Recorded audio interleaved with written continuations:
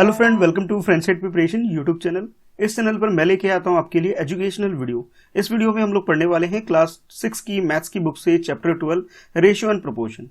और इस चैप्टर से मैं अभी करवा रहा हूँ आपको एक्सरसाइज 12.2 और इस एक्सरसाइज का ये है फर्स्ट पार्ट। इससे पहले हम लोगों ने इसकी फर्स्ट एक्सरसाइज यानी कि 12.1 मैंने आपको कंप्लीट कराया था इसके 3 पार्ट्स के अंदर। उम्मीद है आपने ये तीनों वीडियो जरूर देखा होगा जिसके अंदर मैंने आपको सारे कॉन्सेप्ट सिखाए थे और क्वेश्चन करना सिखाया था। तो लास्ट वीडियो जो हमारी थी वो 12.1 एक्सरसाइज की थर्ड पार्ट था। उससे पहले मैंने आपको करवाया था इसका सेकंड पार्ट, और उससे पहले मैंने आपको जब ये चैप्टर स्टार्ट किया था वो करवाया था मैंने आपको 12.1 एक्सरसाइज के फर्स्ट पार्ट के साथ। तो यानी कि फर्स्ट पार्ट से लेकर के थर्ड पार्ट तक मैंने आपको इसके फर्स्ट, सेकंड और थर्ड 3 पार्ट्स में आपका ये एक्सरसाइज कंप्लीट करवा दिया है।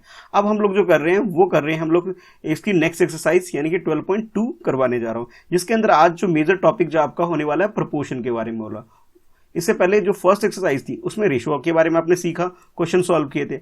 अभी आप लोग प्रोपोर्शन के बारे में जानने वाले हो। तो चलो फिर स्टार्ट कर लेते हैं। चैनल पे नए हो, चैनल को सब्सक्राइब अभी तक नहीं किया है तो फ्रेंडसेट प्रिपरेशन चैनल को, और इसके साथ मेरा जो सेकंड चैनल है मेरे नाम से ही है मिस्टर कृष्णा शाह, दोनों चैनल सब्सक्राइब कर लो ताकि आपको आने वाली हर वीडियो की नोटिफिकेशन रिसीव हो सके। अब ये क्वेश्चन नंबर 1 आपके सामने है जिसमें आपसे पूछा जा रहा है determine if the following are in proportion. यानी कि आपके पास जो ये वैल्यूज गिवन है आपको चेक करना है क्या ये प्रोपोर्शन के अंडर जो प्रॉपर्टीज होती है उसको ये सेटिस्फाई कर रहा है या नहीं हो रहा है। यानी कि सबसे पहले तो हमें ये पता होना चाहिए प्रोपोर्शन होता क्या है। जब तक हमें प्रोपोर्शन की वैल्यू क्या होती है, इसकी प्रॉपर्टी क्या होता है, इसकी मीनिंग क्या होती है, ये हमें क्लियर नहीं होगा तब तक हम इस क्वेश्चन को सॉल्व नहीं कर पाएंगे। तो पहले मैं आपको इसका बेसिक कॉन्सेप्ट सिखाता हूँ कि प्रोपोर्शन एक्चुअल में होता क्या है। तो सबसे पहले प्रोपोर्शन जो मैं अभी आपको पढ़ाने जा रहा हूँ, इससे पहले मैंने आपको रेशियो पढ़ाया था। रेशियो में मैंने आपको ये बताया था कि अगर रेशियो की बात करें तो कुछ इस टाइप से होता है, ए और बी के बीच में कुछ इस तरह से रेशियो को लिखा जाता है कि ए और बी के बीच में जो रेशियो साइन होता है इसे 2 डॉट की हेल्प से हम इसे रिप्रेजेंट करते हैं। ठीक है, अगर मैं प्रोपोर्शन की बात करूं तो प्रोपोर्शन में 2 की जगह यहाँ पे 4 डॉट यूज कर लिया जाता है और उसे कुछ इस तरह से लिखा जाता है। सपोज आपके पास कोई नंबर है, ठीक है, कोई भी नंबर, जैसे मान लेता हूं मैं एक 5 और एक 10 है। तो 5 और 10 को अगर आप बोलना चाहो कि सर इसका अगर रेशियो अगर हम लोग लिखना चाहें तो हम लोग इस तरह से लिख सकते हैं कि a ratio b is equal to क्या हो जाएगा 5 रेशियो 10।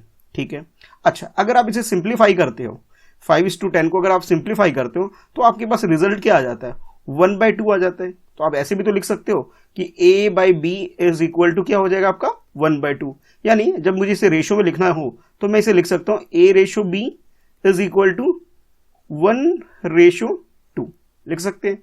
अब देखो यहां पे भी ए बी है और यहां पे भी ए बी है और ये दोनों क्या है प्रोपोर्शनेट है। जब इनका रेशियो इक्वल होता है, जब आपके पास 2 डिफरेंट रेशियो है आपके पास, अगर वो इक्वल आ जाए तो आप क्या बोल सकते हो कि जो ये इसकी जगह इक्वल साइन की जगह आप लोग यूज कर सकते हो प्रोपोर्शन को। अब प्रोपोर्शन के लिए ऐसे 4 डॉट यूज किया जाता है। यानी मैं इसको इस तरह लिख सकता हूं, अगर आप यह ध्यान से देखेंगे तो ये इसका लेफ्ट हैंड साइड है, ये इसका राइट हैंड साइड है, और यहां पे भी देखोगे ये इसका लेफ्ट हैंड साइड है और ये इसका राइट हैंड साइड है। ठीक है, तो यहां पे देखो जो लेफ्ट हैंड साइड है, चाहे मैं इधर बात करूं a/b और इधर बात करूं left hand side a/b equal है, और राइट हैंड साइड जो डिफरेंट वैल्यू है ये दोनों भी क्या होंगी इक्वल हो जाएगी। यानी आप इसे इस तरह लिख सकते हो 1/2 इज इक्वल टू 5/10 लिख सकते हैं ना हम लोग, बिल्कुल लिख सकते हैं। कैसे? वो इस तरह से 1/2 इज इक्वल टू क्या होगा 5/10 हो जाएगा। तो जब सिंप्लीफाई करोगे 5/10 को तो ये किसके इक्वल आ जाएगा 1/2 के इक्वल आ जाएगा। तो यहाँ पे जो इक्वल का साइन है, इस इक्वल के साइन की जगह यूज कर लिया जाता है ये 4 डॉट, और ये जो 4 डॉट आपको दिखाई दे रहा है इसी को बोला जाता है प्रोपोर्शन। ठीक है, इट मीन्स ये हुआ when we have 2 different ratio and the value of the ratio is equal then we can say that that is equal to the their ratio. इनका रेशियो जो इक्वल आ गया, और वो किसे डिनोट कर सकते हो उसे आप डिनोट कर सकते हो प्रोपोर्शन से। ठीक है, बस इतना ही है कि 2 डिफरेंट रेशियो है, रेशियो के अंदर जो भी नंबर है अगर वो इक्वल आ रहे इट मीन्स वो क्या हो गए प्रोपोर्शनेट हो गए, यानी कि उनका जो प्रोपोर्शन इक्वल आ गया। चलो क्वेश्चन करते हैं, ज्यादा अच्छे से क्लियर होगा। तो कॉन्सेप्ट आपको याद रखना है कि जब आपके पास 2 डिफरेंट रेशियो है, अगर वो इक्वल आ जाते हैं तो अब हम उसे क्या बोल सकते हैं प्रोपोर्शन बोल सकते हैं। अब प्रोपोर्शन में इक्वल टू के साइन की जगह हम लोग क्या यूज करते हैं ये 4 डॉट यूज कर लेते हैं, और रेशियो में क्या करते हैं रेशियो में 2 डॉट यूज कर लेते हैं। अब प्रोपोर्शन में क्या करते हैं 4 डॉट यूज करते हैं। ठीक है, चलो क्वेश्चन करोगे तो ज्यादा अच्छे से क्लियर होगा। ये तो बेसिक कॉन्सेप्ट था, मैंने आपको समझाने के लिए थोड़ा बताया। अब जैसे यहाँ पे आपके पास एक नंबर है, ये जो क्वेश्चन का 1 का जो फर्स्ट पार्ट ए पार्ट है, इसमें आपका 15, 45 40 एंड 120 है। ठीक है, तो चलो इसको सॉल्व करते हैं। तो इसके लिए मुझे क्या करना होगा, पहले तो मैं सोल्यूशन लिख लूंगा। ठीक है, सोल्यूशन लिखने के बाद क्वेश्चन नंबर 1 लिख लूंगा और इसका ए पार्ट, जो भी नंबर आपको गिवन है एज इट इज उसको लिख लो कि 15 45। ठीक है, 15 45, उसके बाद हमारे पास है 40, नेक्स्ट हमारे पास 20 है। एक बार चेक कर लेते हैं ये जो वैल्यू मैंने लिखा है ठीक लिखा है, नहीं बिल्कुल ठीक लिखा है, करेक्ट है। अब यहां पे क्या करेंगे, 15 को डिवाइड कर लेते हैं 45 से। ठीक है, और इसके साथ साथ हम लोग क्या करेंगे, 40 को डिवाइड कर लेते हैं 120 से। देखते हैं इनकी वैल्यू अगर इक्वल आ गई, ये 2 डिफरेंट नंबर यूज किया इधर और ये 2 डिफरेंट नंबर यूज किया, अगर इनकी वैल्यू इक्वल आ जाती है तो ये क्या हो जाएगा, इनकी प्रोपोर्शनेट वैल्यू हो जाएगी। तो चलो पहले इसको करते हैं। तो ये 15 1 जा 15, 15 3 जा कितना होता है, 45 होता है। यानी इसे जब मैंने सिंप्लीफाई किया तो मेरे पास क्या है, 1/3, यानी आप ये बोल सकते हो 1:3 आ गया। ठीक है, जब आपने 15 को और 45 को सॉल्व किया। अब आप 40 और 120 को सॉल्व करोगे तो आपके पास क्या होगा, पहले 0 0 कैंसिल कर देते हैं, हमारे पास क्या बचा, 4/12 हो गया। 4 1 जा 4, 4 3 जा 12 हो गया। यानी यहाँ पे भी आपके पास क्या आया, 1/3 आया, और इस 1/3 को आप लिख सकते हो 1:3। तो देखो यहाँ पे दोनों इक्वल आ गया, फर्स्ट वाला भी इक्वल आ गया, सेकंड वाला भी इक्वल, और इक्वल वैल्यू इनकी क्या है, 1:3 1:3। जब आपके पास दोनों वैल्यू 1 सिमिलर आ जाए, सेम आ जाए, तब आप लिख सकते हो कि 15:45 इज प्रोपोर्शन ऑफ 40:120। ये कैसे हुआ, आपने पहले इसका कैलकुलेट किया फिर इसका कैलकुलेट किया, दोनों की वैल्यू को चेक किया, दोनों की वैल्यू सेम आ रही है, इट मीन्स ये क्या हो गया, प्रोपोर्शन हो गया। तो इस तरह से आपको इसे सॉल्व कर लेना है। ठीक है, ये तो मैंने आपको फर्स्ट पार्ट कराया। अच्छा, उसके बाद एक और पार्ट करके देखते हैं, ज्यादा अच्छे से मैं क्लियर होगा कि भी ये सेम वैल्यू आ जाती है या नहीं आती है। अगर इक्वल आ रही है इट मीन्स वो प्रोपोर्शन है, अगर नहीं है तो नहीं होगा। तो यहाँ पे आप आंसर लिख सकते हो, yes it is a proportion. ठीक है, ये भी आप यस भी आंसर में लिख सकते हो। अब इसके बाद जो नेक्स्ट देखोगे, नेक्स्ट इसका बी पार्ट देख लेते हैं। तो बी पार्ट में आपके पास जो नंबर है वो है 33 121 9 एंड 96। तो ये जो नंबर है इसे हम लोग नोट कर लेंगे। तो पहले मैं ये क्या करूंगा, मैं सोल्यूशन लिख लूंगा। सोल्यूशन लिखने के बाद जो भी क्वेश्चन नंबर 1 है 1 लिख लिया, बी लिख लिया। अब जो वैल्यू है एज इट इज नोट कर लूंगा, 33 और 33 के बाद क्या है 121। तो ये 33 और उसके बाद क्या 121। ठीक है, उसके बाद नेक्स्ट 2 नंबर हमारे पास है 9 एंड 96। ठीक है, तो ये 9 ले लिया और उसके अलावा 96। अच्छा, मैं क्या करूंगा, 33 और 121 का रेशियो पहले कैलकुलेट कर लेते हैं। तो 33 डिवाइड बाय 121 और इसके साथ साथ मुझे 9 डिवाइड बाय 96 भी करना पड़ेगा। क्यों, क्योंकि मुझे इन दोनों का भी रेशियो कैलकुलेट करना है। अब चेक करते हैं कि इनका रेशियो आ पाता है इक्वल या नहीं आता है। तो जो सबसे पहले मैं क्या करता हूँ, इनको सॉल्व करता हूँ। तो 11 के टेबल से डिवाइड हो जाएगा, 11 3 जा 33, और 11 के टेबल में 11 को 11 से मल्टीप्लाई करोगे तो आपके पास क्या आता है 121 आता है। यानी अगर इसकी रेशियो की बात करें तो आपके पास क्या आ गया 3:11 आ गया। ठीक है, इसे फर्दर आप लिख सकते हो ना, 3/11 लिख सकते हो। तो रेशियो में कन्वर्ट करोगे तो 3/11 हो गया, को क्या लिख सकते हो 3:11 हो गया। अच्छा, अब इधर कर लेते हैं। तो इसे आप करोगे 3 3 जा 9 हो गया, और ये क्या हो गया 3 3 जा 9 और 3 2 जा 6 हो गया आपके पास। ठीक है, कुछ इस तरह से आपके पास आ गया है। तो अब आपके पास ये जो वैल्यू आ गई 3/32 हो गया। फर्दर ये डिवाइड नहीं होगा तो हम इसका रेशियो क्या लिख सकते हैं 3:32 लिख सकते हैं। यानी अब आपके पास ध्यान से देखोगे तो ये रेशियो इक्वल आ रहे हैं, नॉट इक्वल आ रहे हैं। या नॉट इक्वल को आप क्या लिख सकते हो कि 3/11 इज नॉट इक्वल टू 3/32। तो क्या ये प्रोपोर्शनेट हुआ, नहीं हुआ। क्यों, क्योंकि हमारे पास जो वैल्यू है वो सेम नहीं आया। तो आंसर क्या हो जाएगा, नो हो जाएगा। इट मीन्स ये है कि जब रेशियो सेम होगा, इक्वल होगा, जब जाके हम इसे बोल सकते हैं कि ये प्रोपोर्शनेट हो गया। अदरवाइज हमारा आंसर क्या हो जाएगा, नो हो जाएगा। Similarly you have to solve the other remaining parts, और इसी तरह से आप 1 by 1 सबको करके देखोगे। अगर रेशियो इक्वल आ जाए, 2 डिफरेंट नंबर के रेशियो अगर इक्वल आ जा रहे हैं आपके पास, इट मीन्स वो हो जाएंगे। अगर नहीं आ रहे तो नहीं होंगे। अब इसके बाद मैं एक पार्ट और कराता हूं, ठीक है, ताकि आपको और अच्छे से क्लियर हो जाए। उसके बाद मैं चाहता हूं कि इसकी जो रिमेनिंग पार्ट है, यानी कि डी हो गया, ई हो गया और एफ हो गया, ये आप लोग खुद से कर सको। ठीक है, अगर अभी तक क्वेश्चन क्लियर नहीं हुआ है तो एक बार और ठीक से देखो, समझो कि क्वेश्चन में क्या बोला जा रहा है। ठीक है, उसके अकॉर्डिंग सॉल्व करो स्टेप बाय स्टेप, फिर आप जाके आप प्रैक्टिस करोगे तो आपको करना आ जाएगा। तो यहाँ पे भी अगर आप ध्यान से देखो, जैसे आपने ये फर्स्ट पार्ट किया था, सेकंड पार्ट किया था, similarly you have to do all the part till F. F तक आपको ऐसे ही करना है। ठीक है, जो नंबर आपके पास है 24, 28, 36 एंड 48, तो इन सारे नंबर को हम लोग लिख लेंगे। और लिखने से पहले हम लोग क्या करेंगे, सोल्यूशन नंबर लिख लेंगे। जैसे ये सोल्यूशन किसका है, फर्स्ट क्वेश्चन के सी पार्ट का, लिख लिया। उसके बाद एज इट इज जो क्वेश्चन है 24, 28, ठीक है, अब उसको लिख लेते हैं। तो मैंने यहाँ पे क्या किया, 24, 28, उसके बाद 36 है और उसके बाद 48 है। तो ये 4 नंबर मैंने यहाँ से नोट कर लिए। एक बार चाहो तो चेक कर सकते हो कि सही किया है या गलत किया, ठीक है।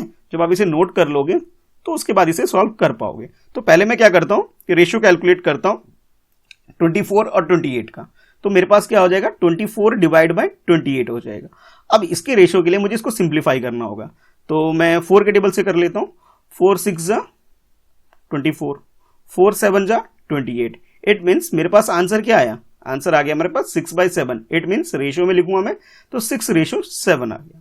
ठीक है, ये आपने रेशियो किसका कैलकुलेट किया, 24, 28 का। अब नेक्स्ट जो करेंगे 36 एंड 48 का करेंगे। तो यहां पे मैं लिख लूंगा 36 और डिवाइड में लिख लूंगा 48। ठीक है, अब इसको डिवाइड कर लेते हैं। तो ऐसा करते हैं 6 के टेबल से कर लेता हूं। 6 6 जा आपके पास क्या आ गया, 36। ठीक है, और उसके बाद 6 7 जा आपके पास क्या होता है, 6 7 जा 42 हो जाता है। और 6 7 जा 42 हो गया आपके पास। तो 6 8 जा की अगर बात करें तो वो मेरे पास क्या आएगा, 48 आ जाएगा। यानी डिवाइड तो हो गया और कितने टाइम्स हुआ, 8 टाइम्स हो गया। अच्छा, फर्दर इसे और सिंप्लीफाई कर सकते हो इसे।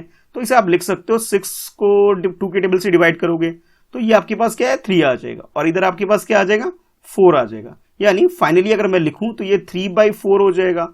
और रेशियो में लिखूं तो ये क्या हो जाएगा, 3:4 हो गया। इट मीन्स फर्दर आप लिख सकते हो कि 6/7 इज नॉट इक्वल टू 3/4। ये दोनों इक्वल आ रहे हैं, बिल्कुल इक्वल नहीं आ रहे। जब ये इक्वल नहीं आ रहे तो क्या ये प्रोपोर्शन होगा, नो, बिल्कुल भी नहीं होगा। तो आंसर क्या हो गया, नो हो गया। क्यों, क्योंकि सिंपल सा रीजन है कि भी जब आपने इसे डिवाइड करके देखा, सिंप्लीफाई करके देखा, तो दोनों का जो रिजल्ट सेम नहीं आ रहा, दोनों रेशियो इक्वल नहीं हो रहे। अगर इक्वल रेशियो होता तो ये सॉल्व हो जाता। जब इक्वल रेशियो ही नहीं है तो सॉल्व नहीं हो पाएगा। आंसर क्या लिखेंगे, नो लिख देंगे, क्योंकि ये सेम रेशियो नहीं है, इक्वल रेशियो नहीं है। इट मीन्स ये प्रोपोर्शन भी नहीं है। ठीक है, तो इसी तरह से बाकी आप लोग सारे इस तरह के जितने भी पार्ट हैं इन सबको आप लोग सॉल्व कर सकते हो, बहुत इजीली आप लोग कर सकते हो। अच्छा, अब चाहते हो कि भाई मैं ये चाहता हूं आप लोगों से कि आप इसका डी पार्ट, ई पार्ट और एफ पार्ट खुद से करो। ठीक है, वैसे ही यहाँ पे 32 और 48 का रेशियो कैलकुलेट कर लोगे पहले, फिर उसके बाद 70 और 210 का कर लोगे। देख लेना इक्वल अगर आ जाए तो प्रोपोर्शनेट है, अदरवाइज नहीं है। सेम यहाँ पे तो बिल्कुल क्लियर सिंपल सा दिख रहा है कि ये 4/6 हो गया। इट मीन्स ऐसे आप क्या लिख सकते हो, 2/3 लिख सकते हो। और ये जो 8/12 है, ठीक है, इसको सिंप्लीफाई करोगे तो आपके पास क्या हो जाएगा, ये 4 के टेबल से 2/3 हो गया। यानी कि ये जो वैल्यू है ई वाला, ये प्रोपोर्शनेट है। ये तो साथ के साथ सॉल्व हो गया, बाकी आप लोग कर लेना भाई। ठीक है, तो यानी कि आपने क्या करना है, ये जो एफ और डी जो रह गए इन दोनों को खुद से सॉल्व करो। अगर वैल्यू इक्वल आ जाती इट मीन्स ये प्रोपोर्शन है, अदरवाइज आंसर क्या होगा आपका, नो हो जाएगा। तो स्टेप बाय स्टेप फॉलो करो, रेशियो कैलकुलेट करो, इक्वल चेक करो, कंपैरिजन करके देख लो, इक्वल आ रहा है इट मीन्स ये प्रोपोर्शनेट हो जाएगा। तो इसी तरह से आपको ये जो फर्स्ट क्वेश्चन है इसे कंप्लीट कर लेना है। अब मैं मूव कर लेता हूं इसके नेक्स्ट क्वेश्चन, यानी कि क्वेश्चन नंबर 2 की तरफ, कि सेकंड में देखते हैं क्वेश्चन क्या है आपके लिए। तो सेकंड में भी जैसे फर्स्ट में क्या था, प्रोपोर्शनेट से रिलेटेड कैलकुलेशन था, तो सेकंड में आपसे क्या दे रखा है पहले पढ़ लेते हैं। तो ये है आपके सामने क्वेश्चन नंबर 2।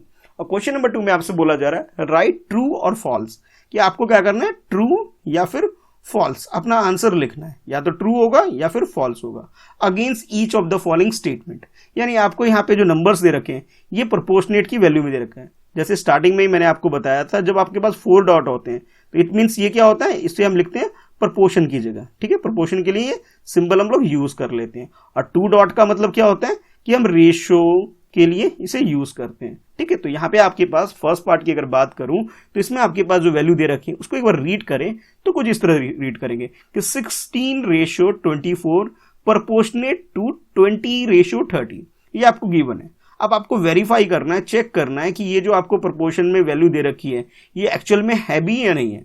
अगर है, करेक्ट है, तो आंसर क्या होगा हमारा, ट्रू हो जाएगा। अगर नॉट इक्वल आएगा तो हम लोग क्या लिखेंगे, आंसर फॉल्स लिख देंगे। तो एक बार चेक कर लेते हैं इसे सॉल्व करके। तो मैं ऐसा करता हूं, क्वेश्चन नंबर 2 का पहले फर्स्ट पार्ट आपको करवाता हूं। तो 16:24 है और 20 एंड 30 है, ठीक है, ये नंबर है हमारे पास। तो पहले तो क्या करेंगे, हम लोग सोल्यूशन लिख लेंगे। सोल्यूशन लिखने के बाद जो भी क्वेश्चन नंबर लिख लेंगे, जो भी है, सेकंड का फर्स्ट। अच्छा, अब उसके बाद जो भी स्टेटमेंट आपको गिवन है, स्टेटमेंट में क्या है, 16:24, ठीक है। तो मैं यहां लिख लेता हूं 16:24 प्रोपोर्शनेट टू, अब प्रोपोर्शन की जो वैल्यू है उसे नोट कर लेंगे कि 20:30। तो मैं यहां पे क्या करूंगा, 20:30, ठीक है। अब पहले तो मैं ये 16:24 को सॉल्व करता हूं, तो 16 डिवाइड बाय 24 करता हूं और इसे सिंप्लीफाई करता हूं। तो ये आप देखोगे 8 के टेबल से डिवाइड हो जाएगा। 8 2 जा 16, 8 3 जा 24, यानी आपके पास रिजल्ट क्या आया, 2/3। It means you can write 2:3, ठीक है। ये तो आपने इसका लेफ्ट साइड में जो है इसे सॉल्व कर लिया, ठीक है। चाहो तो यहां पे LHS भी आप लिख सकते हो। अब उसके बाद RHS को देख लेते हैं भाई। तो RHS में आपके पास क्या है, 20 डिवाइड बाय 30 हो जाएगा। क्यों, क्योंकि ये रेशियो का सिंबल है, तो इसे आप लिख सकते हो 20:30। 0 0 कैंसिल कर दो, तो आपके पास क्या आ गया, 2:3 आ गया। बिल्कुल इक्वल आ रहा है भाई, है ना। आप कह सकते हो कि आपके पास जो LHS है और जो RHS है बिल्कुल इक्वल आ रहे हैं। जब आपके पास रेशियो की वैल्यू इक्वल आ जाए, कोई भी वैल्यू हो सकती है, जैसे यहाँ 2/3 इक्वल आ रहे हैं, तो इट मीन्स ये क्या होगा, प्रोपोर्शनेट हो गए।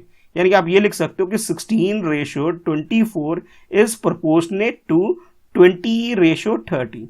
यानी ये जो आपको गिवन है ये बिल्कुल करेक्ट गिवन है, ट्रू है आपके पास। तो मैंने यहाँ पे क्या लिख दिया, इसे ट्रू लिख दिया। कैसे, पहले इसको वेरीफाई करके देखा, कैलकुलेट करके देखा, इक्वल आ गए तो ट्रू लिख दिया। अगर इक्वल नहीं आते तो मैं आंसर क्या लिखता, फॉल्स लिखता, ठीक है। चलो, ये तो इसका फर्स्ट पार्ट हो गया। अब इसी तरह से अब इसका नेक्स्ट पार्ट और करके देखते हैं कि क्वेश्चन हमें करना आया या नहीं आया।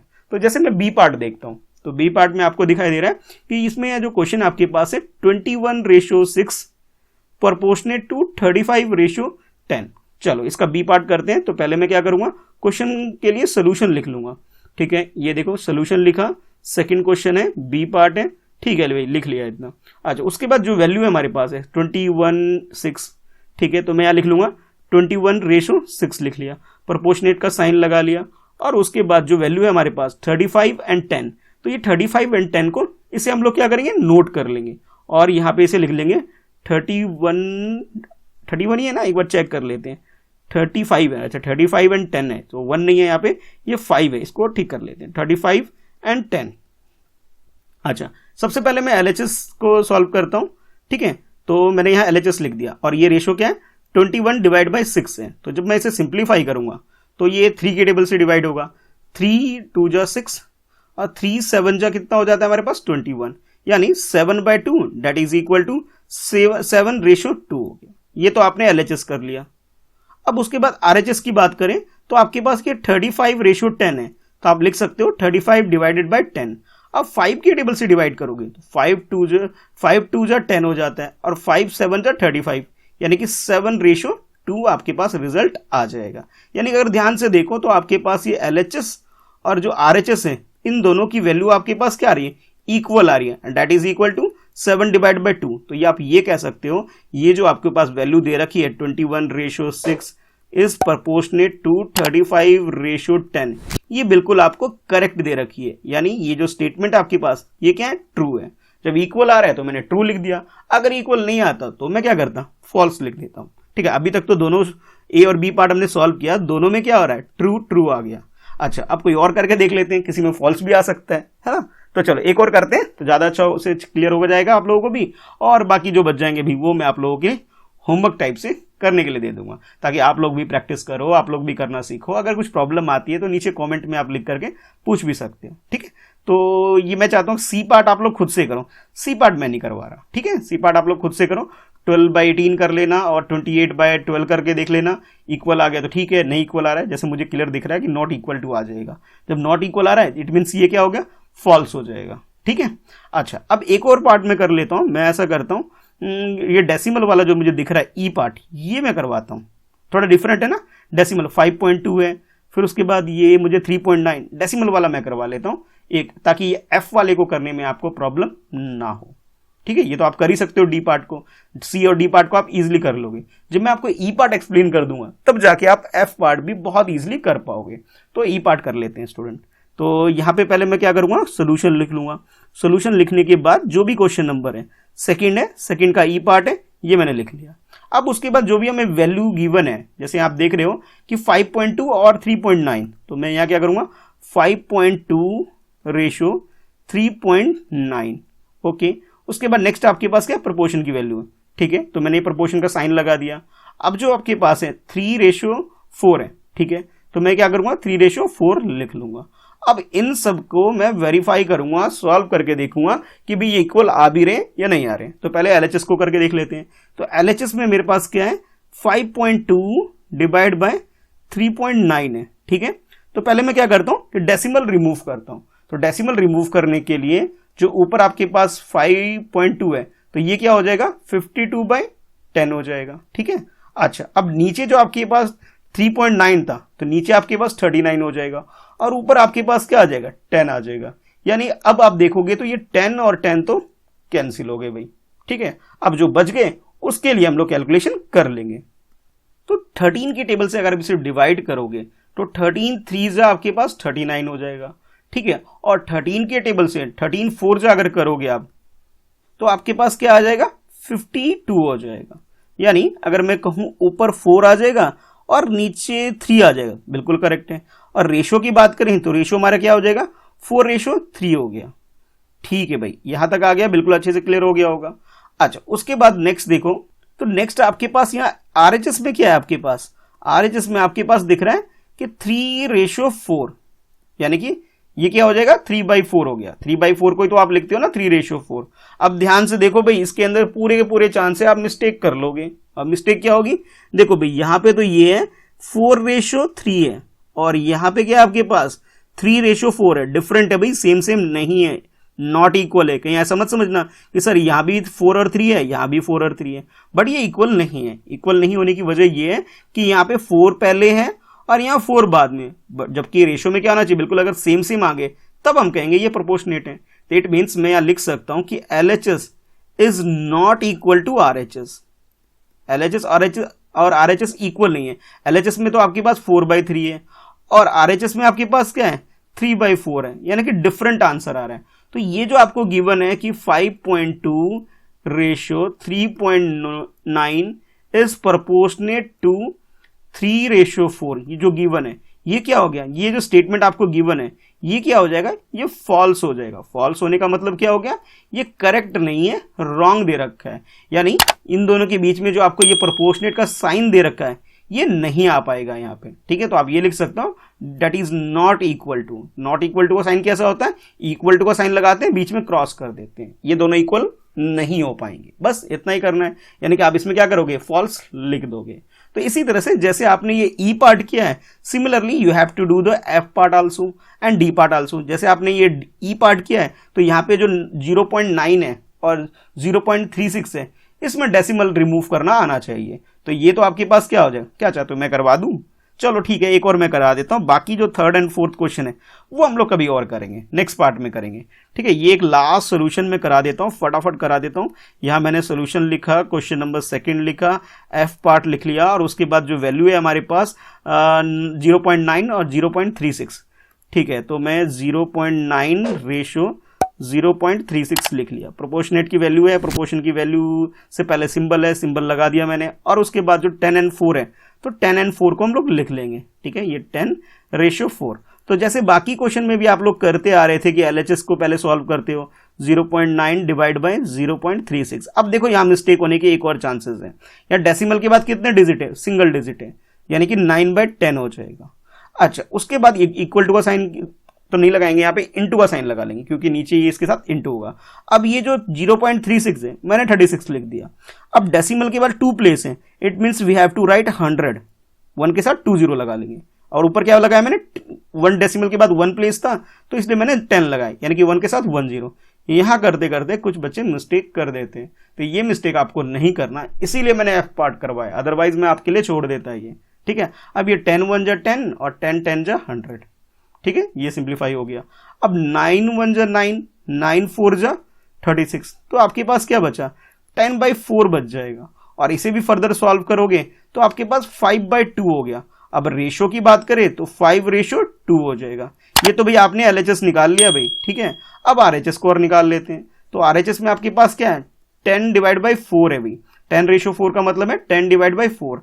इसको सिंप्लीफाई करोगे आप तो आप लिख सकते हो 2 और इधर 5, यानी 5/2। एंड 5/2 को हम लिख सकते हैं 5:2 लिख सकते हो। ओ यहाँ तो इक्वल आ गया भाई, तो आप लिख सकते हो LHS is equal to RHS that is equal to 5/2। ठीक है, इक्वल आ रहे हैं। तो ये जो आपको स्टेटमेंट गिवन है 0.9:0.36 प्रोपोर्शनेट टू 10:4, ये बिल्कुल करेक्ट गिवन है, यानी कि ये जो प्रोपोर्शन की वैल्यू है ये बिल्कुल सही है। तो मैं यहाँ स्टेटमेंट क्या लिख लूंगा, ट्रू लिख दूंगा भाई। ठीक है, मैंने क्या लिखा है, ट्रू लिख दिया। अगर इक्वल आ गया तो ट्रू लिख दिया, अगर इक्वल नहीं आता तो मैं इसे क्या लिखता, फॉल्स लिखता। ठीक है स्टूडेंट, तो इस तरह से मैंने आपको इसका फर्स्ट और सेकंड क्वेश्चन जो है एक्सरसाइज 12.2 का आज करवा दिया। आपको कैलकुलेट करना सिखाया कि भी प्रोपोर्शन की वैल्यू कैसे कैलकुलेट करते हैं, कैसे वेरीफाई करते हैं। ठीक है, आपने ये सेकंड क्वेश्चन और फर्स्ट क्वेश्चन में अच्छे से सीख लिया होगा। ठीक है, बाकी इसका जो थर्ड क्वेश्चन है, ठीक है, ये आप लोग देखोगे 12.2 एक्सरसाइज का सेकंड पार्ट के अंदर।